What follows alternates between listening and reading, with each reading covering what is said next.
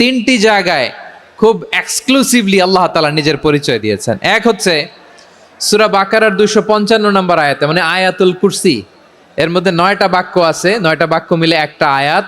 এই আয়াতে আল্লাহ তাআলা খুব চমৎকার ভঙ্গিমায়, চমৎকার ভাষা শৈলী ব্যবহার করে, খুব উচ্চাঙ্গের আরবি সাহিত্য দিয়ে একটি আয়াত নাজিল করেছেন। এই আয়াতটার নাম হচ্ছে আয়াতুল কুরসি। বিশ্বনবী বলেন, মান কারা আয়াতুল কুরসি দুবুরা কুল্লি সালাতিন মাকতুবাতিন লাম ইয়ামনাহু মিন দুখুলিল জান্নাতি ইল্লাল মাউত। প্রত্যেক ফরজ নামাজের পরে যে আয়াতুল কুরসি পড়বে তার জান্নাতে যাওয়ার ক্ষেত্রে আর কোনো বাধা থাকে না, একটা জিনিস ছাড়া, সেটা হচ্ছে মৃত্যু, মরণ। লোকটা মরে না তাই জান্নাতে যায় না, মরলেই জান্নাতি। এই আয়াতুল কুরসির এই আয়াতে আল্লাহ তাআলা খুব স্পষ্টভাবে নিজের পরিচয় তুলে ধরেছেন। আবার সূরাতুল ইখলাসের ভেতরে আল্লাহ তাআলা খুব চমৎকার ভঙ্গিমায় তিনি নিজের পরিচয় তুলে ধরেছেন। অনুরূপভাবে সূরা হাশরের শেষ 3 আয়াতেও আল্লাহ তাআলা খুব চমৎকারভাবে নিজের পরিচয় তুলে ধরেছেন। আওয়াজ করে পড়ুন সুবহানাল্লাহ। আমরা সূরা হাশরের শেষ 3 আয়াতের তাফসীর আজকে আমরা শুনব। আসুন আমরা আমাদের রবকে চিনে নেই। আজকের আলোচনার টপিক হচ্ছে আসুন আমাদের রবকে চিনি। আজকের আমার ঢাকা বিভাগের প্রোগ্রাম থেকে, এই নবাবগঞ্জ বারোয়াখালীর প্রোগ্রাম থেকে আমরা আমাদের রবকে চিনে যাব। সূরা হাশরের শেষ 3 আয়াতের একটা বিশেষ ফজিলত আছে, এটা আপনারা পড়বেন। কি ফজিলত? বিষ্ণু ঈসা ইসলাম বলেন, মান ক্বালা হিনা ইউসবিহু সালাসা মাররাতিন আউযু বিল্লাহিস সামিউল আলিমি মিনাশ শাইতানির রাজিম সুম্মা ক্বারা সালাসা আয়াতিন মিন আখিরি সূরাতিল হাশরি ওয়াক্কালাল্লাহু বিহি ৭০,০০০ মালাকিন ইউসাল্লুনা আলাইহি ওয়া ইন মাতা ফি যালিকাল ইয়াউমি মাতা শাহীদান। বিশ্বনবী মুহাম্মদুর রাসূলুল্লাহ সাল্লাল্লাহু আলাইহি ওয়াসাল্লাম ইরশাদ করেন, যে ব্যক্তি সকালবেলা 3 বার তেলাওয়াত করবে আউযু বিল্লাহিস সামিউল আলিমি মিনাশ শাইতানির রাজিম, এরপরে সূরা হাশরের শেষ 3টি আয়াত তেলাওয়াত করবে, রব্বুল আলামিন ওই ব্যক্তির জন্য ৭০,০০০ ফেরেশতা নিয়োগ দিবেন যারা সারা দিন ওই লোকের জন্য মাগফিরাতের দোয়া করবে। শুধু এখানেই শেষ নয়, বিশ্বনবী ফরমান, ওয়া ইন মাতা ফি যালিকাল ইয়াউমি মাতা শাহীদান, ওই দিন যদি ওই ব্যক্তিটা ইন্তেকাল করে সে শহীদ হয়ে কিয়ামতের দিন আল্লাহর সামনে দাঁড়াবে।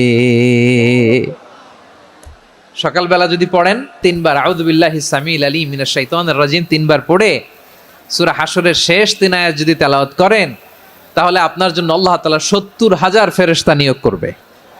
সারা দিন তারা আপনার জন্য মাগফিরাতের দোয়া করবে। আর ওই দিন ইন্তেকাল করলে আল্লাহ তাআলা শহীদ হিসেবে আপনাকে কিয়ামতের দিন দাঁড় করাবে। আবার সন্ধ্যাবেলায় যদি পড়েন, সারা রাতের জন্য ৭০,০০০ ফেরেশতা মাগফিরাতের দোয়া করবে। ওই রাতে মারা গেলে শাহাদাতের মৃত্যু নসিব হয়ে যাবে। আযকারুস সাবাহি ওয়াল মাসা, সকাল সন্ধ্যার যে জিকির, এই জিকিরের অন্তর্ভুক্ত করে নেবেন এই ওয়াজিফাটা। যে হাদিসটা বর্ণনা করলাম সুনানে তিরমিজির হাদিস, যদিও হাদিসটা সনদের দিক থেকে দাঈফ, কিন্তু মুহাদ্দিসিনে একরাম বলেছেন যেহেতু এটা ফাজাইলুল আমালের হাদিস, এটা পড়ার ক্ষেত্রে কোনো নিষেধাজ্ঞা নাই, এটা পড়া যাবে। সো সকাল সন্ধ্যা যদি সুযোগ হয় এই ওয়াজিফাটা যেন আমরা পড়ি। এই 3টি আয়াতের ভেতরে আল্লাহ তাআলা তার 14টি গুণবাচক নাম উল্লেখ করে দিয়েছেন। চমৎকার চমৎকার নাম, যে নামগুলো যদি আমরা আজকে পড়ি, শুনি, জানি, আল্লাহ তাআলা সম্পর্কে ব্যাপক ধারণা, ইনডেপথ, আমার রব সম্পর্কে ইনডেপথ নলেজ নিয়ে আজকে আমরা ফিরতে পারবো ইনশাআল্লাহ। বলেন সবাই। আসুন আমরা আল্লাহ তাআলার এই চমৎকার চমৎকার 14টি নামের ব্যাখ্যা বিশ্লেষণ আজকের এই তাফসীর ময়দান থেকে জানি। প্রিয় ভাইয়েরা, আল্লাহর অনেক সুন্দর সুন্দর নাম আছে, আমাদের উচিত এই নামগুলো দিয়ে আল্লাহকে ডাকা। সম্মানিত ভাইয়েরা, আল্লাহ তাআলার চমৎকার চমৎকার অনেক নাম আছে যেগুলো আল্লাহ তাআলা কোরআনে উল্লেখ করেছেন। আল্লাহর আসল নাম হচ্ছে আল্লাহ। আসল নাম কি? আল্লাহ তাআলার আসল নাম হচ্ছে আল্লাহ। আওয়াজ করে বলেন, এর চেয়ে সুন্দর নাম আর আছে? আল্লাহ নাম যতই জপি ততই মধুর লাগে, নামে এত জাদু থাকে কে জানি তো আগে। আল্লাহ নাম যতই জপি, ও নাম জপে প্রিয়তম, ও নাম জপে মজনু সম, ওই নামে পাপিয়া গাহে হৃদয়ে গোলাপে বাগে, আল্লাহ নাম যতই জপি। আল্লাহু আকবার। এত মধুর নাম আর দ্বিতীয়টা নাই, যতই জপি ততই ভাল লাগে, ঠিক কিনা বলেন? এজন্য রব্বুল আলামিন বলেন, ওয়ালিল্লাহিল আসমাউল হুসনা ফাদউহু বিহা ওয়া যারুল্লাযীনা ইউলহিদুনা ফি আসমাই সায়ুজজাউনা মা কানু ইয়ামালুন।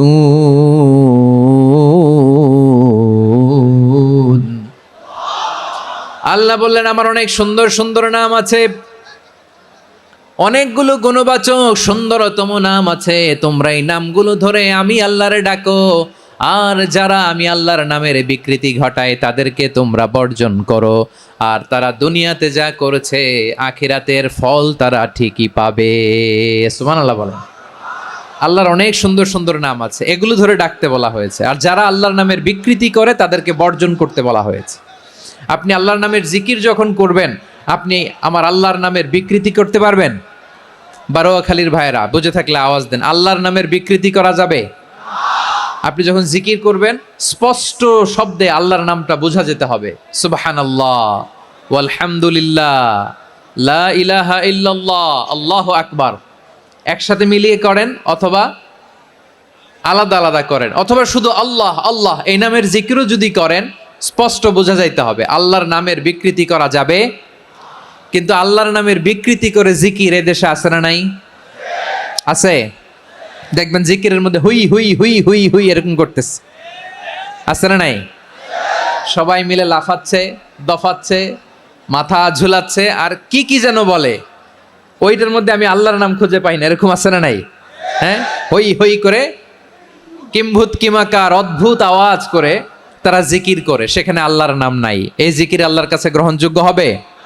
আল্লাহ বলেন, ওয়াযারুল্লাযীনা ইউলহিদুনা ফি আসমাইহি, খবরদার আমার নামের যারা বিকৃতি ঘটায় তাদেরকে তোমরা বর্জন করো। এজন্য জিকির যখন করব সুস্পষ্টভাবে আল্লাহ তাআলার নাম সেখানে থাকতে হবে, ঠিক কিনা বলেন?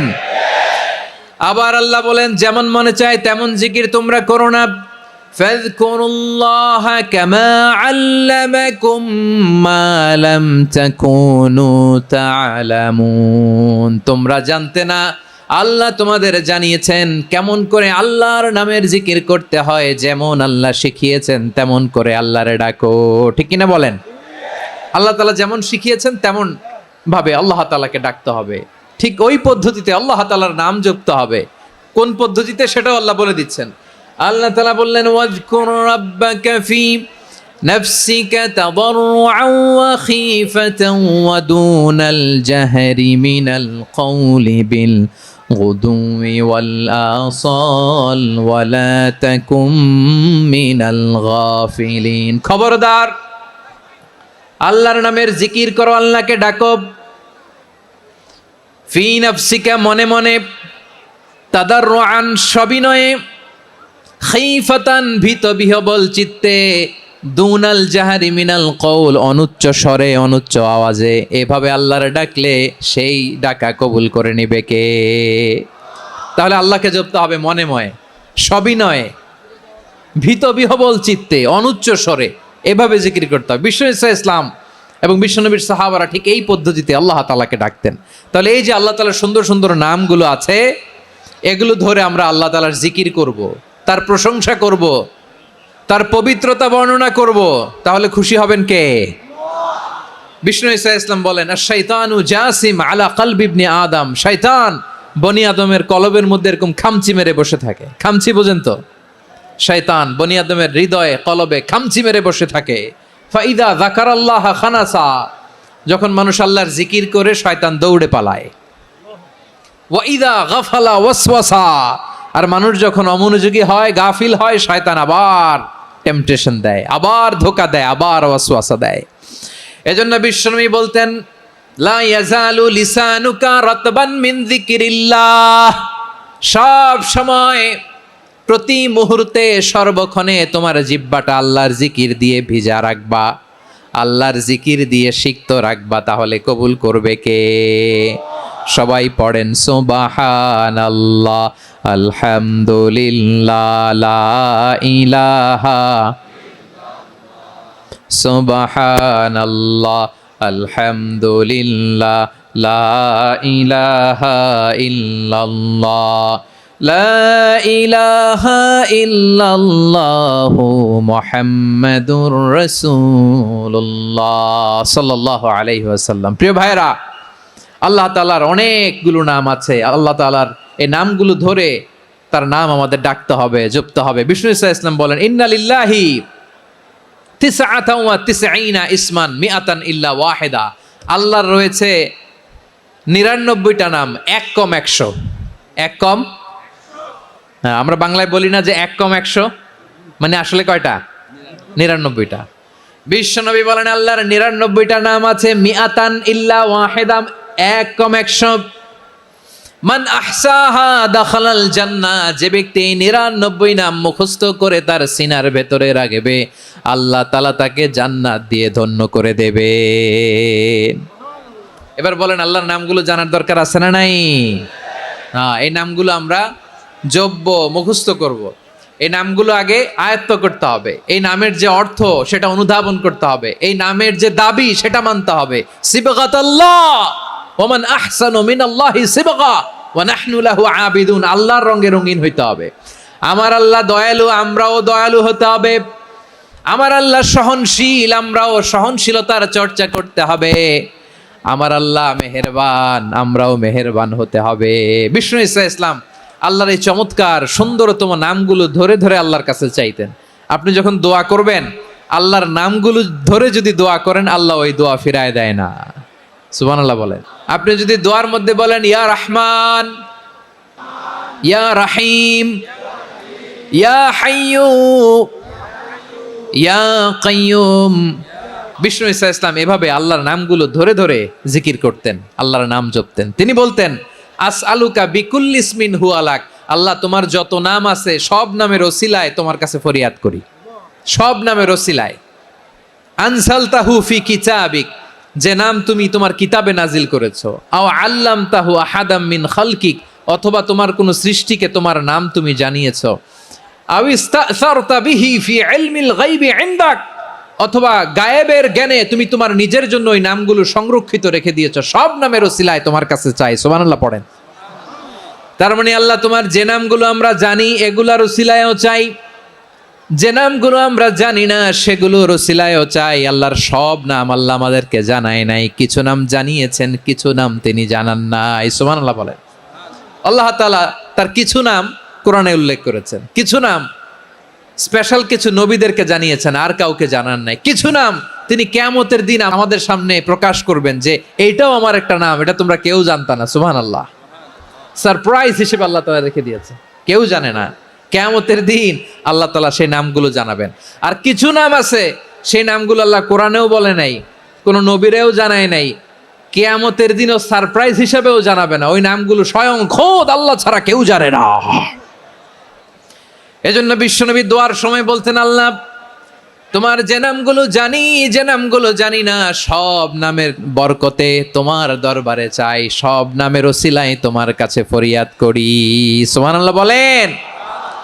আসুন আমরা শুরু করে দিই। আল্লাহ তাআলা বলছেন, হুয়াল্লাহুল্লাযী লা ইলাহা ইল্লা হুয়া আলিমুল গায়বি ওয়াশ শাহাদাতি হুয়ার রহমানুর রহিম। আল্লাহ বলেন, হুয়াল্লাহ, তিনি হলেন আল্লাহ, আল্লাযী লা ইলাহা ইল্লা হু, তিনি ছাড়া কোনো ইলাহ নাই। আছে নাকি? বারোয়াখালীবাসী আওয়াজ করে বলেন তো দেখি, আমাদের ইলাহ কয়জন? একজন হইলে ভালো না বেশি হইলে ভালো? ওয়া ইলাহুকুম ইলাহু ওয়াহিদুন লা ইলাহা ইল্লা হুয়ার রহমানুর রহিম। আল্লাহ বলেন, তোমাদের ইলাহ হলো একজন, তিনি ছাড়া কোনো ইলাহ নেই, তিনি দয়াময়, তিনি মেহেরবান। ইলা যদি একজন না হয়ে দুইজন হতো, ঝামেলা আছে না নাই? লাউ কানা ফীহিমা আলিহাতুন ইল্লাল্লাহু লাফাসাদাতা, আকাশ এবং জমিনের মধ্যে ইলা একজন না হয়ে যদি মাত্র দুইজন হতো, আকাশ জমিন ভেঙে খান খান হয়ে যেত। আমাদের রব একজন হইলে ভালো না বেশি হইলে ভালো? কথা বুঝতেছেন? আরে একজনের তো মন জোগায় চলতে পারি না, ঠিক কিনা? হ্যাঁ, একজন, তিনি যে আদেশগুলো দিয়েছেন আমাদের দুর্বলতার কারণে আমরা তো পারি না। যদি 10 জন হইতো, ওই 10 জনের হ্যাপি করতে পারতাম, তাদেরকে স্যাটিসফাই করা যেত এত সহজে? 10 জনের 10 নিয়ম থাকতো। একজন বলতো আমার সেজদা দিবি সকালে, আরেকজন বলবে আমার জন্য নামাজ পড়বি 3 বার, আরেকজন বলবে আমার জন্য যাকাত দিবি এতবার, আরেকজন বলতো আমার জন্য কুরবানি দিবা এতবার। তাহলে আমাদের জন্য কঠিন হয়ে যেত, ঠিক কিনা? যদি ইলা একজন না হয়ে একাধিক হতো, একজন বলতো না আমি মহাবিশ্ব এভাবে চালাবো, আরেকজন বলতো না আমার মন চায় এভাবে, আমি এভাবে চালাবো, একজন বলতো সূর্য আমি পূর্ব দিকে উঠাবো, আরেকজন বলতো না আমি দক্ষিণ দিকে উঠাবো, আরেকজন বলবে না আমি উত্তর দিকে উঠাবো। এরকম আছে না নাই? ঝামেলা লেগে যেত। এজন্য বেশি রব হইলে আমাদের জন্য ঝামেলা, খোদা বেশি হইলে আমাদের লস। একজন হওয়াতে আমরা বেঁচে গেছি। এজন্য আল্লাহ বলেন লা ইলাহা ইল্লাহু, তিনি ছাড়া তোমাদের কোনো ইলাহ নাই, তিনি একজন। লা ইলাহা ইল্লাহু আলিমুল গায়বি ওয়াশ শাহাদা, তিনি প্রকাশেরও মালিক অপ্রকাশেরও মালিক। তিনি যেটা ওপেন এটাও জানেন, যেটা গোপন সিক্রেট ওইটাও জানেন। আলিমুল গায়বি ওয়াশ শাহাদা, তিনি গায়েবের মালিক, গায়েবের জ্ঞানী, যেটা দেখা যায় না, অদৃশ্য, জানা নাই, এটাও তিনি জানেন। এগুলো জানতে তার কোনো মাধ্যমের প্রয়োজন হয় না। অতীতে কি হয়েছে, বর্তমানে কি চলছে, ভবিষ্যতে কি হবে, সব তার জ্ঞানের ভেতরে আছে না নাই? এজন্য আল্লাহ বললেন আলিমুল গায়বি ওয়াশ শাহাদা, তিনি গায়েবের জ্ঞান রাখেন, তিনি দৃশ্য জগতের জ্ঞান রাখেন, তিনি প্রকাশ্য জগতের জ্ঞান রাখেন, তিনি গোপন জগতের জ্ঞান রাখেন। তার কাছে কোনো কিছু গোপন নাই, ঠিক কিনা বলেন? হুয়ার রহমানুর রহিম, তিনি হলেন দয়াময়, তিনি হলেন মেহেরবান। এই যে শুরু হলো 14 নামের প্রথম দুইটা, আর রহমান আর রহিম। হুয়ার রহমানুর রহিম, তিনি হলেন the most gracious, the most merciful, তিনি দয়াময়, তিনি অতিশয় মেহেরবান। সুবহানাল্লাহ বলেন। তার দয়ার কোনো শেষ নাই, তার মায়ার কোনো শেষ নাই। আল্লাহ, তাহলে 14টা নামের মধ্যে কয়টা পাইলাম? একটা কি? আর রহমান। বারোয়াখালীবাসী বুঝে থাকলে আওয়াজ করে বলেন, প্রথমটা কি? 2 নাম্বার আর রহিম। আওয়াজ করে বলেন 2 নাম্বার। আওয়াজ করে সবাই গলা ছেড়ে দিয়ে উত্তর দেন তো, প্রথম নামটা কি? দ্বিতীয় নামটা? আর রহিম। রহমান আল্লাহর one of the major names, আল্লাহর মৌলিক নামগুলোর মধ্যে গুরুত্বপূর্ণ একটা নাম হচ্ছে রহমান। গুরুত্বপূর্ণ নাম কি? রহমান, দয়ার সাগর, মায়ার সাগর। রহমানুন ফিদ দুনিয়া ওয়া রহিমুন ফিল আখিরা, এই দুনিয়ার জন্য আল্লাহ রহমান, দুনিয়াতে আল্লাহ সবাইরে দয়া করে, কাফিররেও করে, মুসলিমরেও করে।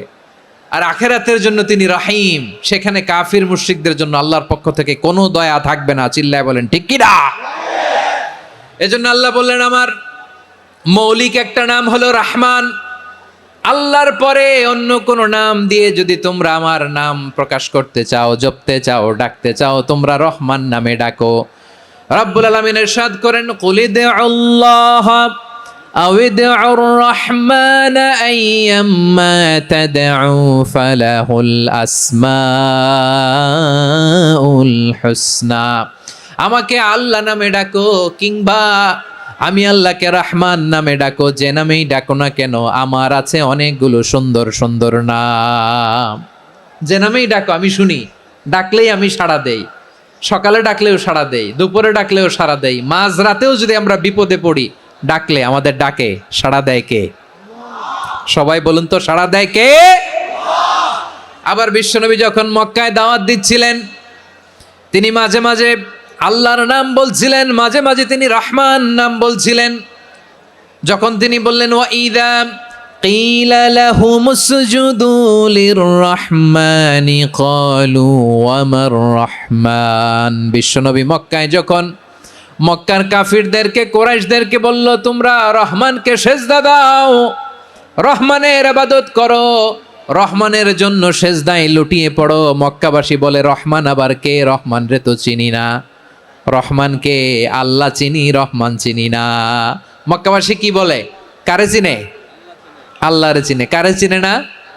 রহমান কে তো চিনি না। রহমান আবার কোত্থেকে আসলো? কে রহমান?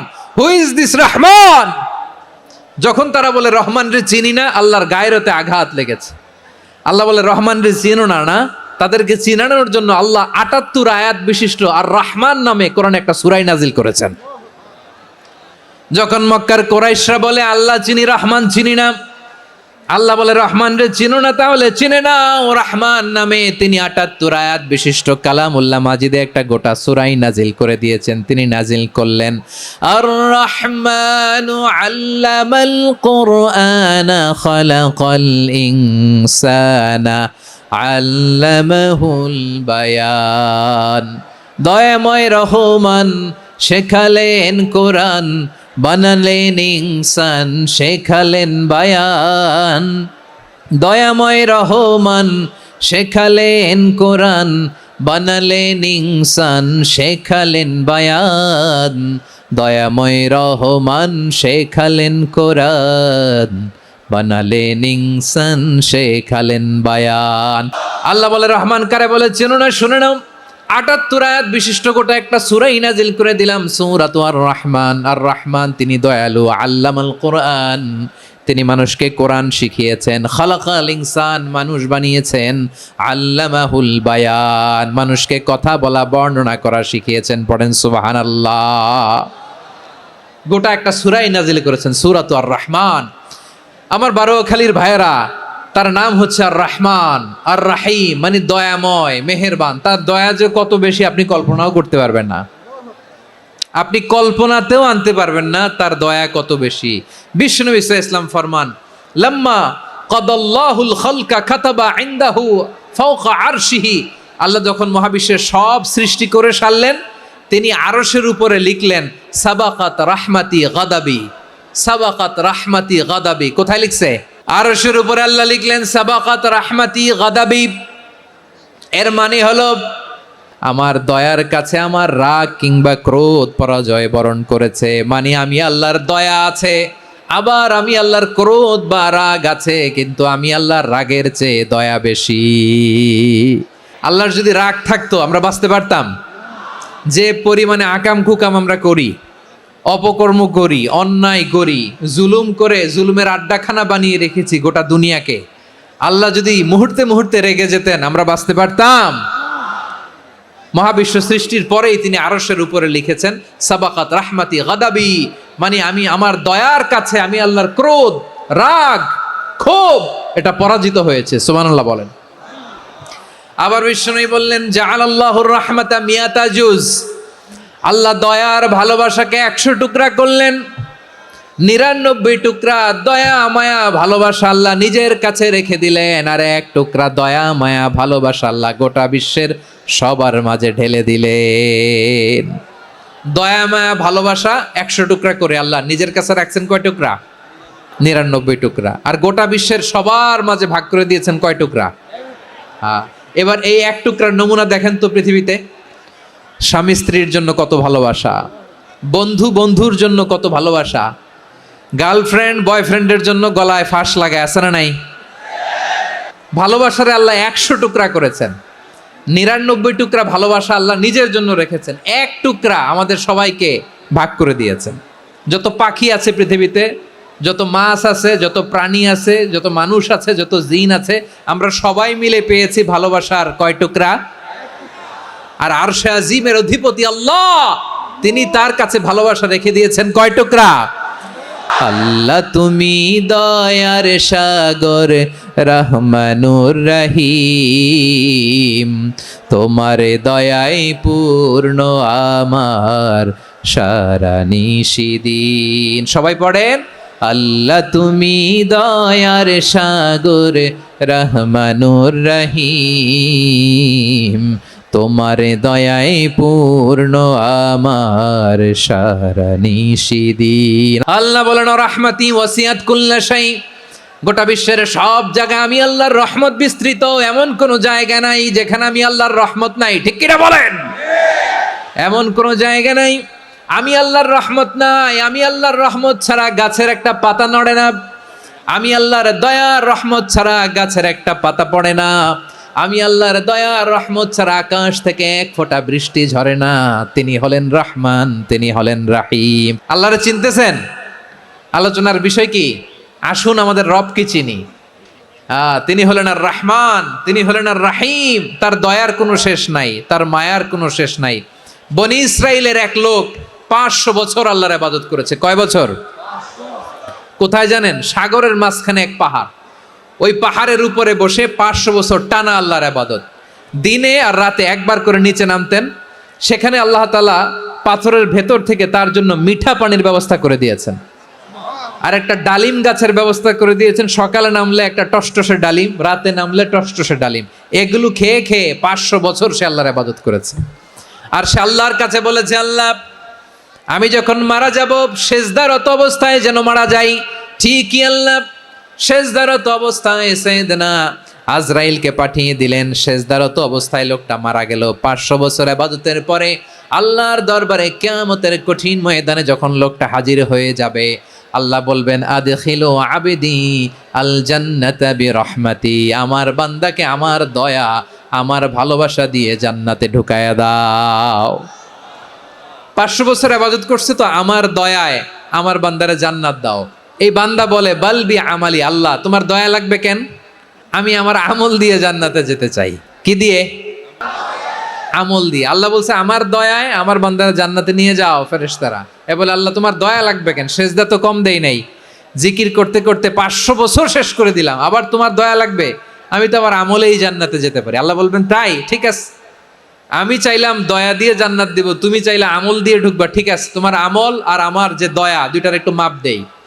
তোমার 500 বছরের ইবাদত এক পাল্লায় রাখো। আর আল্লাহ বললেন আমি যে দয়া করে এই দুনিয়ার নাজ নেয়ামত বিউটি সৌন্দর্য দেখার জন্য তোমারে দুটা চোখ দিয়েছিলাম, দুটা নয় একটা চোখ আরেক পাল্লায় রাখো। রাখা হবে, দেখা যাবে ওই 500 বছরের ইবাদত হালকা হয়েছে, আর মুহূর্তের মধ্যে আল্লাহর দেয়া একটা চোখের নেয়ামত ভারী হয়ে গিয়েছে। আল্লাহ বলবেন তোমার কথা মতো মাপ দেয়া হলো, এবার ফলাফল দেখো, হিসাব বলে তুমি এখন জাহান্নামে যাবা। Go to the hell fire, যাও এবার জাহান্নামে যাও। মাপ জোখে যখন আসছো আমার সাথে হিসাব ক্যালকুলেশন, যাও তুমি এবার জাহান্নামে যাবা। এবার লোকটা কাচুমাচু করে বলে আল্লাহ আমি বুঝি নাই, আল্লাহ আমি বুঝতে পারি নাই, খেয়াল করি নাই, তুমি আমারে ক্ষমা করো, তুমি আমারে মাফ করো।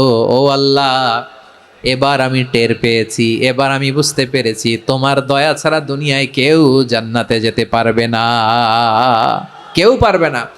আল্লাহ বললেন ওরে গোলাম তুই তো কিছুই ছিলি না, অস্তিত্বহীনতা থেকে তোরে অস্তিত্বে আনলো কে? ওই ছোট্ট শুক্রাণু থেকে মায়ের পেটে 9 মাস ধরে খাবার দিয়েছে কে? আবার সুস্থতার সাথে দুনিয়ার বুকে তোরে ডেলিভারির ব্যবস্থা করে দিল কে? আবার তোর মায়ের বুকের ভেতরে 2টা খাবারের লাইনের ব্যবস্থা করে দিল কে? আবার তোকে শৈশব পেরিয়ে কৈশোর পেরিয়ে তারুণ্য, তারপরে যৌবন, এগুলো দান করলো কে? তার চেয়েও বড় কথা, পাহাড়ের মাঝখানে সাগরের মাঝখানে 500 বছর ইবাদত করার শক্তি তোর গায়ে দিয়েছে কে? এই সাগরের মধ্যে লোনা পানি, লবণের পানি মুখে দেয়া যায় না, সেখান থেকে আমি পাহাড়ের ভেতর থেকে মিঠা পানির ব্যবস্থা করে দিলাম। ওই জায়গায় তোরে রিজিকের বন্দোবস্ত করলো কে? সকাল বিকাল 2 বেলা টসটসে ডালিম খাওয়ার ব্যবস্থা করে দিল কে? তোর আবদার ছিল আল্লাহ আপনি আমারে সেজদারত অবস্থায় রুহু কবজ করবেন, তোর শেষ আবদারটাও পূরণ করেছে কে? ও গোলাম আমার রহমতের তুলনায়, আমার নেয়ামতের তুলনায় তোর 500 বছরের ইবাদতের কোনো ওজনই হবে না। গোটা বিশ্বের কেউ কোনোদিন আমার জান্নাতে ঢুকতে পারবে না আমি আল্লাহর দয়া ছাড়া। হুয়ার রহমানুর রহিম, তিনি দয়াময়, তিনি মেহেরবান। জিব্রাইল আলাইহিস সালাম বিশ্বনবীর এই লম্বা হাদিসটা যখন শোনালেন, আমি যা যা বলছি এটা বিশাল এক হাদিসের অনুবাদ। বললেন, ইয়া মুহাম্মদ, এই দুনিয়ার সবটাই চলে আল্লাহর রহমত দিয়ে। তখন বিশ্বনবী সাহাবাদের বললেন, ও সাহাবারা শোনো, আল্লাহর জান্নাতে কেউ কোনোদিন প্রবেশ করতে পারবে না তার রহমত ছাড়া। সাহাবারা বললেন, ইয়া রাসূলুল্লাহ, আপনিও কি আল্লাহর রহমত ছাড়া প্রবেশ করতে পারবেন না? বিশ্বনবী বললেন, না, আমিও না। আমি বিশ্বনবীও আল্লাহর জান্নাতে আল্লাহর রহমত ছাড়া ঢুকতে পারবে না, তবে কিয়ামতের দিন আল্লাহর রহমত আমার চারদিকে বেষ্টনী দিয়ে থাকবে। আল্লাহ নিজের পরিচয় দিয়ে বললেন, আলিমুল গায়বি ওয়াশ শাহাদাতি হুয়ার রহমানুর রহিম। আমি হলাম রহমান, আমি রাহিম। আল্লাহরে চিনছেন? তিনি দয়ার সাগর, তিনি মায়ার সাগর। তার দয়ার সাগর যে কত বড় আপনার কল্পনাতেও নাই। এজন্য আপনার পাপ যত বড় হোক, অন্যায় যত বড় হোক, অপরাধ যত বড় হোক, আপনার জুলুম যত বড় হোক, আল্লাহর রহমান নামের দরিয়া তার চাইতেও বড়। আল্লাহ বললেন, খুলিয়া ইবাদিয়াল্লাযীনা আসরাফু আলা আনফুসিহিম লা তাকনাতু মির রাহমাতিল্লাহ ইন্নাল্লাহা ইয়াগফিরুয যুনুবা জামিআ ইন্নাহু হুয়াল গফুরুর রহিম। ও আমার গুনাহগার বান্দারা শোনো, জুলুম করেছো, ভুল করেছো, অন্যায় করেছো, আল্লাহর রহমত থেকে নিরাশ হয়ো না। আমরা বিশ্বাসীরা কশিনকালে আল্লাহর রহমত থেকে নিরাশ হব না। ভুল করে ফেলছেন, আরে ভুল তো সবাই করে। পাপ হয়েছে, আরে পাপ তো সবার আছে। আমরা সবাই পাপী, সবাই পাপী। যত পাপ হোক, ভুল হোক, অন্যায় হোক, অনুতপ্ত হয়ে তওবা করে, ওযু করে, জায়নামাজটা বিছিয়ে সেজদা দিয়ে চোখের পানি ছাড়েন। চোখের বেয়ে পড়া পানি আল্লাহর কাছে যে কত প্রিয়। অনুতপ্ত বান্দার চোখের পানির ফোঁটা তার চোখ বেয়ে, নাকের ডগা বেয়ে জমিনে ড্রপ করার আগেই আল্লাহর ওই বান্দার সব গুনাহ মাফ করে দেয়। আল্লাহ বললেন, আমি রহমানুর রহিম, আমি দয়াময়, আমি মেহেরবান। এরপর আল্লাহ বললেন, হুয়াল্লাহুল্লাযী লা ইলাহা ইল্লা হুয়াল মালিকুল কুদ্দুসুস সালামুল মুমিন। ওয়াল্লাহুল্লাযী, তিনি এমন আল্লাহ, লা ইলাহা ইল্লাহু, তিনি ছাড়া কোনো ইলাহ নাই। আল মালিক, তিনি হলেন আল মালিক।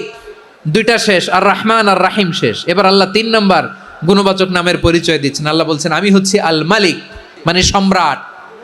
আল মালিক মানে হচ্ছে the king, the king of kings, সব রাজার বড় রাজা, মহারাজা। তার চেয়ে বড় রাজা আর কেউ নাই, তার চেয়ে বড় সম্রাট আর কেউ নাই, তার চেয়ে বড় ক্ষমতাধর সত্তা মহাবিশ্বে দ্বিতীয় কেউ নাই। চিৎকার করে বলেন ঠিক কিনা? তিনি আল মালিক। আল মালিক মানে ক্ষমতাধর, ক্ষমতার মালিক, রাজা ধীরাজ বাদশাহ। তার ক্ষমতা আর আমাদের ক্ষমতা একরকম নাকি? আমাদের দুনিয়াতে ক্ষমতা অস্থায়ী ক্ষমতা, ঠিক কিনা বলেন? আইজ আছে কাল নাই, এরকম না ক্ষমতা? আল্লাহর ক্ষমতাও তো এরকম না, আইজ আছে কাল নাই এরকম। দুনিয়াতে দেখবেন কোন দেশের প্রেসিডেন্টের 4 বছরের ক্ষমতার মেয়াদ, কোন দেশে 5 বছরের। আল্লাহর কয় বছরের? 10 বছরের নাকি 20 বছর, 100 বছর? আল্লাহর ক্ষমতার মেয়াদ কতদিন বলেন? চিরকাল তার ক্ষমতার মেয়াদ। চিল্লায় বলেন ঠিক কিনা? নিরঙ্কুশ ক্ষমতা, একচ্ছত্র ক্ষমতা বলতে যা বুঝায়, এই ক্ষমতা একমাত্র আল্লাহরই আছে। আমাদের ক্ষমতার জন্য আমরা ডিপেন্ড করতে হয়, ওর ডিপেন্ড লাগে, ওই জনমত নেওয়া লাগে, ওই জনগণের কাছে যাওয়া লাগে, ভোট চাওয়া লাগে। এরা ভোট দিলে এরপরে আমরা আসবো, ঠিক কিনা? আবার জনগণ না চাইলে আমরা নাই। আল্লাহর ক্ষমতা কি এরকম? আবার দেখবেন দুনিয়াতে ক্ষমতায় যাওয়ার জন্য জোট করা লাগে, জোট। জোটের রাজনীতি আছে না নাই?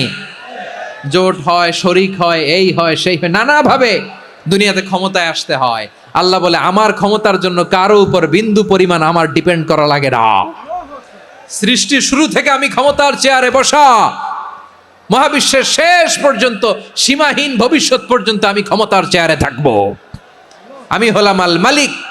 আমার ক্ষমতার কোনো কমতি নাই, কোনো ঘাটতি নাই। কেউ আমার ক্ষমতা থেকে নামাতে পারবে না। পারা যাবে? এই যে আমরা ফ্যাসিস্ট সরকারের যে আপনারা নামাই দিছেন গণ অভ্যুত্থান করে, মনে আছে?